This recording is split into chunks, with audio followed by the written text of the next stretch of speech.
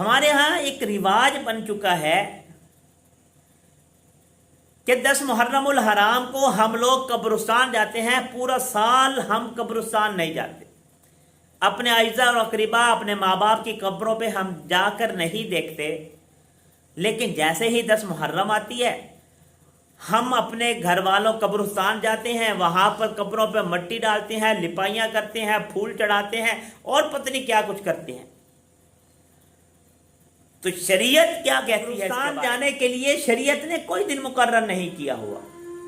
جب چاہیں آپ جا سکتے ہیں، ہفتے کو جائیں، اتوار کو جائیں،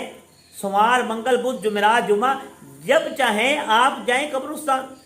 آپ کے والدین وہاں مدفن ہیں، آپ کا اعزاء اور اقربا وہاں مدفن ہیں،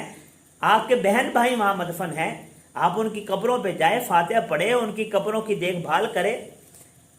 یہ نہیں ہے کہ آپ صرف 10 محرم کو ایک دن جائیں اور جا کر پورا سال ان کو پوچھیں نا۔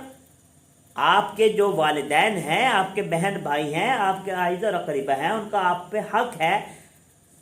کہ آپ پورا سال ان کو پڑھ کر بخشیں۔ یہ نہیں کہ سال میں ایک دن جا کر موم بتیاں جلا دیں، اگربتیاں جلا دی، قبروں پہ لپائی کر دی، مٹی ڈال دی اور پورا سال آپ بے فکر ہو جائیں کہ ہم نے جب فرض اپنا ادا کر دیا، ہم نے جو ہے نا والدین کا حق ادا کر دیا، ان کی خدمت کر دی۔ تو اس لیے یہ جو رواج بن چکا ہے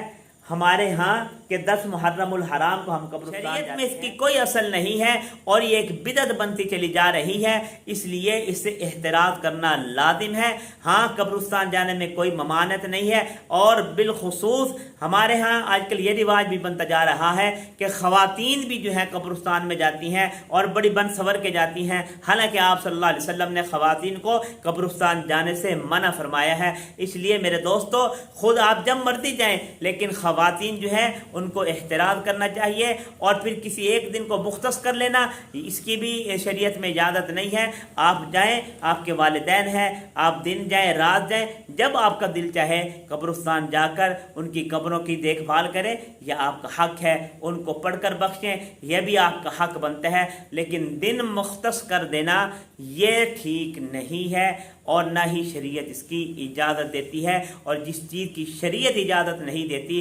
دین ہمیں اجازت نہیں دیتا، ہمیں اس سے احترام کرنا چاہیے۔ یہی ہماری تعلیمات ہیں اور یہی آپ صلی اللہ علیہ وسلم کا فرمان ہے۔